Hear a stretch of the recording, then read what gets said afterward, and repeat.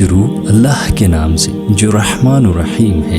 السلام علیکم دوستو، آیے مبارکہ کی تفسیر ان قرآنی تفاسیر سے لی گئی ہے۔ سورہ بقرہ آیت نمبر 2 میں اللہ رب العزت فرماتے ہیں ذالک الکتاب لا ریب فیہ، یہ کتاب اس میں کچھ شک نہیں، یہ تو سراسر ہدایت و رہنمائی ہے بچنے والوں کے لیے، مگر اس سے فائدہ اٹھانے کے لیے ضروری ہے کہ انسان 6 شرائط پر اترے۔ ان میں سے اولین شرط یہ ہے کہ آدمی پرہیزگار ہو، اچھائی اور برائی میں تمیز کرتا ہو، برائی سے بچنا چاہتا ہو، خیر کا طالب ہو اور اس پر عمل کرنے کا خواہش مند ہو۔ رہی بات ان لوگوں کی جو دنیا میں جانوروں کی طرح جیتے ہیں، جنہیں کبھی یہ فکر لاحق ہی نہیں ہوتی کہ وہ جو کچھ کر رہے ہیں وہ صحیح بھی ہے یا نہیں، بس جدھر دنیا چل رہی ہو یا جدھر خواہش نفس دھکیل دے یا جدھر قدم اٹھ جائے اسی طرف چل پڑتے ہیں۔ ایسے لوگوں کے لیے قرآن میں کوئی رہنمائی نہیں،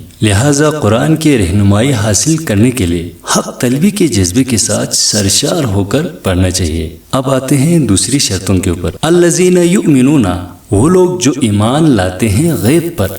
قرآن سے فائدہ اٹھانے کے لیے دوسری شرط غیب ہے۔ غیب سے مراد وہ حقیقتیں ہیں جو انسان کے خواہش سے پوشیدہ ہیں اور کبھی براہ راست عام انسانوں کے تجربے و مشاہدے میں نہیں آتی، مثلا اللہ رب العزت کی ذات، صفات، ملائکہ، وحی، جنت، دوزخ وغیرہ۔ ان حقیقتوں کو بغیر دیکھے ماننا ایمان بالغیب کہلاتا ہے، جو اللہ رب العزت اور اس کے رسول صلی اللہ علیہ وآلہ وسلم کے بیان پر اعتبار کرتے ہوئے غیب پر ایمان رکھتے ہیں اور اپنے مشاہدے یا اپنی عقل سے معلوم ہونے کا مطالبہ نہیں کرتے، وہی قرآن سے فائدہ اٹھا سکتے ہیں۔ غیب کے انکار کرنے والوں کو قرآن سے کچھ حاصل نہیں، جیسے اندھے کو چراغ کا کوئی فائدہ نہیں۔ قرآن سے فائدہ اٹھانے کے لیے تیسری شرط یہ ہے وہ یقیمون الصلاۃ، وہ نماز قائم کرتے ہیں۔ قرآن مجید سے ہدایت حاصل کرنے کے لیے غیب پر ایمان کے ساتھ ساتھ عملاً اطاعت بھی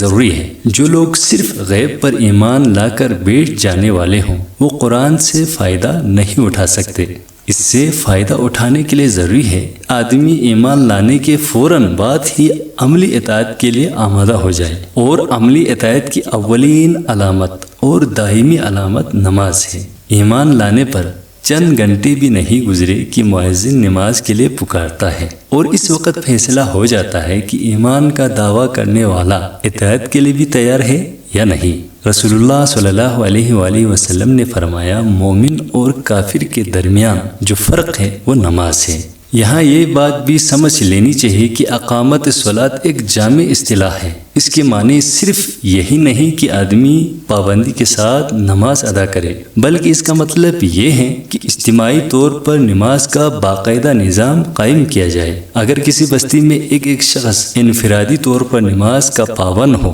لیکن جماعت کے ساتھ اس فرض کے ادا کرنے کا نظم نہ ہو تو یہ نہیں کہا جا سکتا کہ وہاں نماز قائم کی جا رہی ہے۔ اور یہ قرآن سے فائدہ اٹھانے کے لیے چوتھی شرط ہے وَمِمَّا رَزَقْنَاهُمْ يُنْفِقُونَ، جو رزق ہم نے ان کو دیا ہے اس میں سے خرچ کرتے ہیں، یعنی آدمی تنگ دل نہ ہو، دولت پسند نہ ہو، اس کے مال میں اللہ اور بندوں کے جو حقوق مقرر کیے ہیں انہیں ادا کرنے کے لیے تیار ہو، جیسے خیر میں، بلائی میں،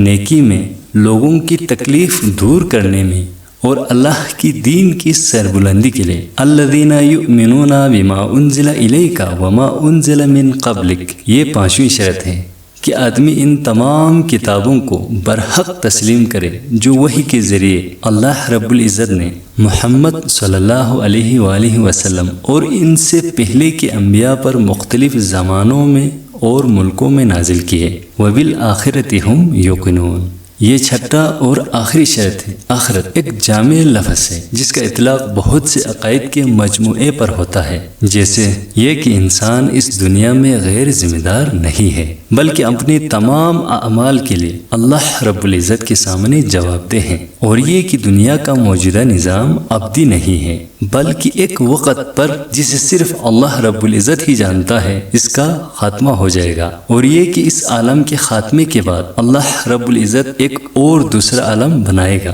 اور اس میں پورے نوح انسانی کو جو آدم سے لے کر قیامت تک زمین پر پیدا ہوئی تھی بیک وقت دوبارہ پیدا کرے گا اور سب کو جمع کر کے ان کے اعمال کا حساب لے گا اور ہر ایک کو اس کے کیے کا پورا بدلہ دے گا۔ اور یہ کہ اللہ رب العزت کے اس فیصلے کے روح سے جو لوگ نیک قرار پائیں گے وہ جنت میں جائیں گے اور جو لوگ بد ٹھہریں گے وہ دوزخ میں ڈالے جائیں گے۔ اور یہ کہ کامیابی و ناکامی کا اصل معیار جو موجودہ زندگی کی خوشحالی و بدحالی نہیں ہے،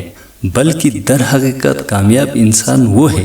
جو اللہ رب العزت کے آخری فیصلے میں کامیاب ٹھہرے، اور ناکام وہ ہے جو وہاں ناکام ہو۔ عقائد کے اس مجموعے پر جن لوگوں کو یقین نہ ہو وہ قرآن سے کوئی فائدہ نہیں اٹھا سکتے، کیونکہ ان باتوں کا انکار تو درکنار، اگر کسی کے دل میں ان کی طرف سے شک و تذبذب بھی ہو تو وہ اس راستے پر نہیں چل سکتا جو انسانی زندگی کے لیے قرآن نے تجویز کیا ہے۔ اولئک علی ھدی من ربہم، ایسے لوگ جو ان شرائط پر اترے اپنے رب کی طرف سے ہدایت پر ہیں، وَأُولَئِكَ هُمُ الْمُفْلِحُونَ، اور وہی فلاح پانے والے ہیں۔ ان الذین کفروا، جن لوگوں نے ان 6 شرائط تسلیم کرنے سے انکار کر دیا، سواء علیہم، ان کے لیے برابر ہے، انذرتہم ام لم تنذرہم، خواہ آپ صلی اللہ علیہ وآلہ وسلم ان کو خبردار کریں یا نہ کریں، لا یؤمنون، وہ ماننے والے نہیں۔ ختم اللہ علی قلوبہم، اللہ رب العزت نے ان کی دلوں پر مہریں لگا دی ہے جو کرتوت وہ کرتے ہیں ان کے سبب، وعلی ابصارہم، اور ان کے آنکھوں پر پردہ پڑ گیا ہے، غشاوۃ ولہم عذاب عظیم، وہ سخت سزا کے مستحق ہے۔ اللہم صلی علی محمد وآل محمد۔